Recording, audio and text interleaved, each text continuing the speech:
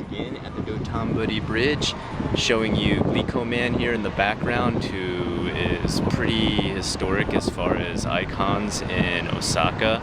Recently, even the band Glay, a rock band here in Japan, got guitars for their new album that are in the shape of Glico Man. I don't know necessarily that looks cool, but they do actually have guitars in the shape of Glico Man, I guess because their new album is sponsored by Glico. I'm not really sure of the facts around that, but you can look it up online and it's really quite strange, the shape of the guitar.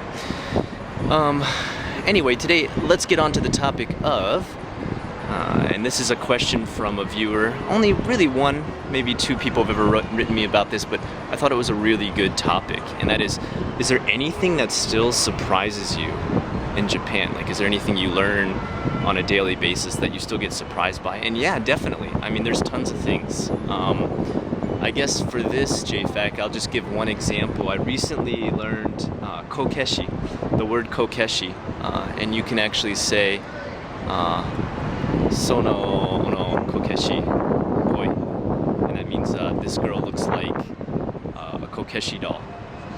It's actually kind of an insult. You don't want to say it. It's kind of mean.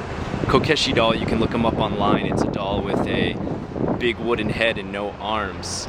And it's commonly thrown around to describe a somewhat unattractive girl, unfortunately. But the history behind it is actually kind of morbid in the sense that Kokeshi dolls were originally made for Edo era, and they were given to people who were asked to kill their newborn babies if their town was too poor. Now, I know this sounds completely heinous, but you've got to understand that this was Edo era. It's not anything that happened anytime recently. This is, hundreds and hundreds and hundreds of years ago.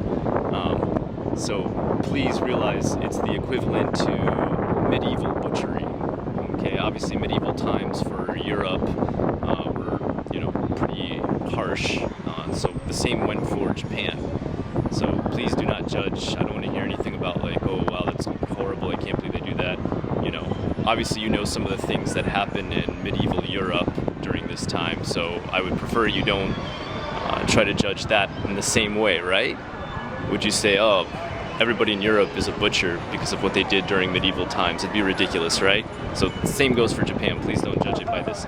But the Kokeshi doll was given to a family that was asked to kill their child if their town was too poor. For example, they wouldn't have enough food, or they wouldn't have enough crops harvested for the year to support a new life within the small village. I should say hamlet, really. They were smaller even than villages at that point.